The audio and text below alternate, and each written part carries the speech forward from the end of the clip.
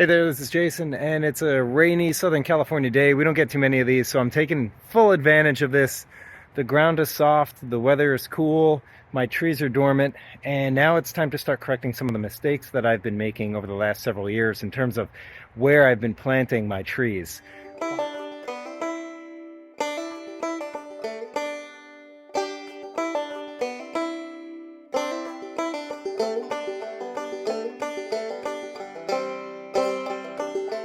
Let's go ahead and look at what we've got before we start digging. So in the foreground here is a emerald drop, and on the right hand side that's a flavor grenade. Now behind is a flavor king, and I love that flavor king. That's probably in my top 5 right now in terms of flavor. And then I have a Weeping Santa Rosa along the fence line. Now the Weeping Santa Rosa, I initially intended to spell it. I was talked out of it. And then I went back and corrected it last year, and I put it along the fence line, and I'm training it along a trellis.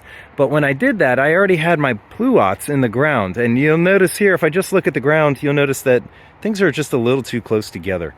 This Flavor King would really benefit from being relocated and having more room to grow. I've been training it to grow very upright, but really I want it to be a little bushier so that I can keep it pruned to my height, which if I reach my arm out, 6.5, 7 feet tall. So really, if I don't make this correction this year, I have a feeling that the tree will just get a little too unwieldy to prune back and retrain. So it's either now or never. Now over here is a new addition last year. This is a pluary. So you'll notice if I just look at the ground and I look at the trunks, I've got 1, 2, 3, 4 spaced out nicely, but then dead smack in the middle is that Flavor King. That's number 5, and it's just got to go. I got to move it. So I already started digging. I'm over here in the process of digging up a pear tree. Now this pear tree has a funny history.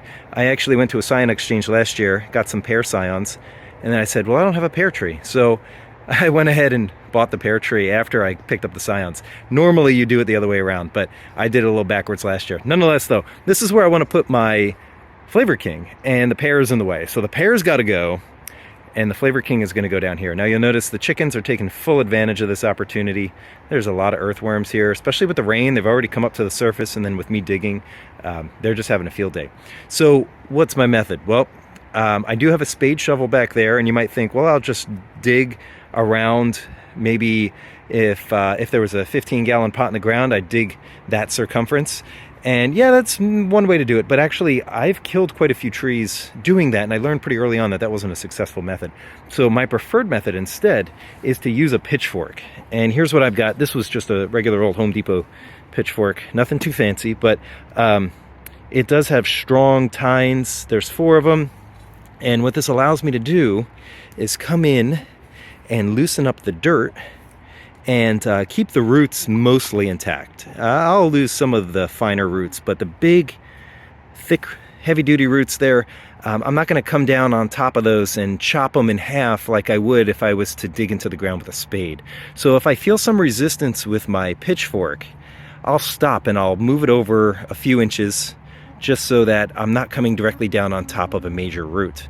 And so what my goal here is to loosen up the soil, loosen up enough of the root ball so that I can remove the tree from the ground bare root style. All right, here we are. I got to chase my chickens out of here. They're loving this bare dirt here. So you'll notice this is my progress so far.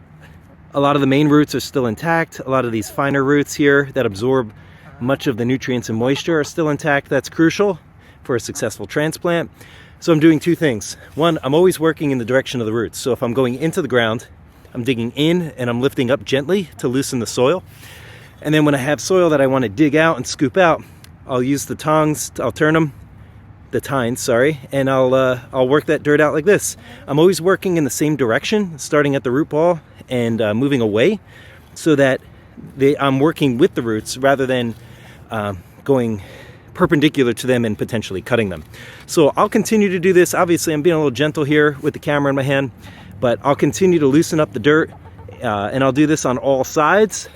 And eventually I'll get to the point where I can take my pitchfork, I can put it underneath, I can lift up and pry it up, and the majority of the roots will be intact, and I'll be ready to transplant this and bring it to another location. All right, here we are. Here's the final product. This is what I dug up out of the ground. Here's the root system. You'll notice 1, 2, 3, 4, 5, 6, 7, 8, maybe 8 larger diameter roots coming out. But it's those finer roots, those water and nutrient absorbing roots that will help ensure a successful transplant. And I have quite a few of those. I say I maintained maybe 75% of what was in the ground. There were a few spots where the soil was just too dense and too hard to get through with a pitchfork. But I'm also noticing that there were some spots where the roots flare out, and that just means the ground was way too hard for the roots to penetrate, so they tried to stay in that softer soil that I had dug up initially when I planted the tree. All right, so I have my new hole dug for my pear tree, and I always like digging a little deeper and then backfilling and having soft soil down here at the bottom.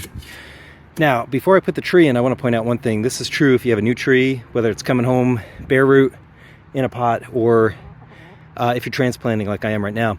I'm using a spade shovel, and the backside nice and smooth. So when I dig a hole, I'm going to create what is essentially the inside of a nursery pot. Walls are nice and smooth. So my tree, when I plant it here, the roots are going to reach out, they're going to hit that nice smooth surface, and they're going to start to spiral, and I'll get a root-bound tree in no time. So before I put my tree in, I need to come back along here and I need to rough up the edge. And I can do this with my pitchfork, I can do it with the side of my shovel, but I need to make the walls less smooth and more jagged.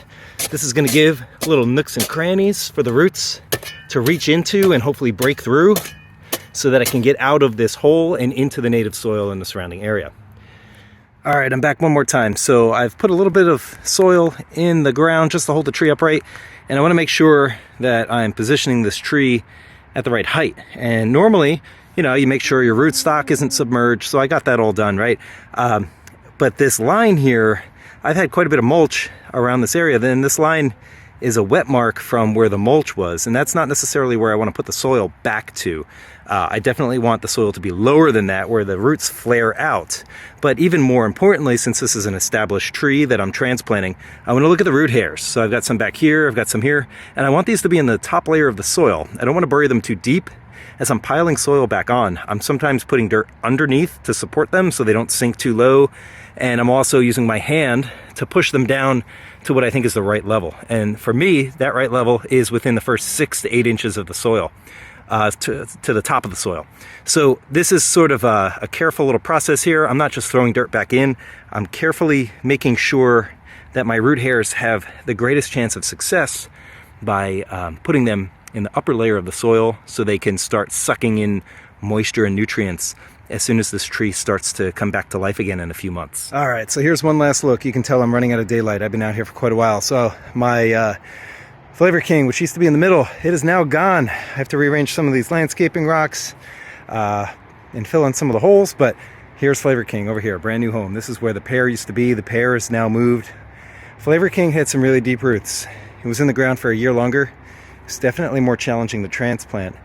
But I used my pitchfork, and eventually some of the roots that were going straight down, almost taproot style, I had to chop them off with a shovel, which is okay because the majority of the roots are intact. Again, using that pitchfork method allows you to loosen the soil around your roots. It allows you to preserve as much of the root hair as possible, and it allows you to keep as much of the root intact, and it will help ensure a successful transplant.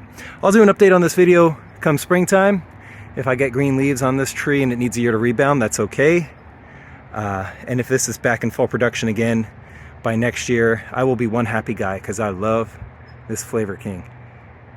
I've had success with this method. Let me know if you've ever done anything like this in the past, or if you have any suggestions for me when I inevitably make a mistake and need to transplant again in the future.